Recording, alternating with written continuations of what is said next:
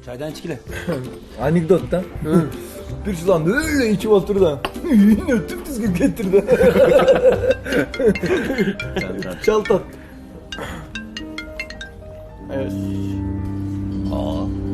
Balдар менен барамын де чала бересиң кайра.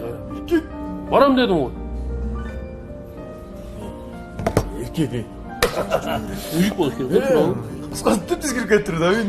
Öz mınday giretken de mınday var. Yol teşkilge bayqıl kaldırdı. Bir minut ha. Alo. O canım. Sen WhatsApp'tan civerip koy, men alaveram. Az balдар menен oturat dedim. İyi makul.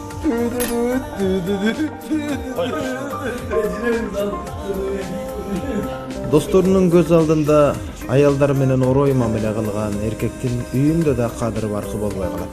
Тескерисинче коомдун алдында, достордун алдында, башка бирөөлөрдүн алдында аялдар менен жакшына мамиле кылган эркектин үйүндө да кадыры баркы болот.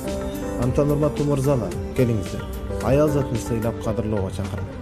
Seni törөгөн аял заты, сен үчүн төрөлгөн аял заты жана сенден төрөлгөн аял заты урматтап сыйлаңыздар. Үйдө башкача, көчөдө башкача мамиле кылган эркектер эки жүздүү болуп калабыз. Кудай ушундан сактасын.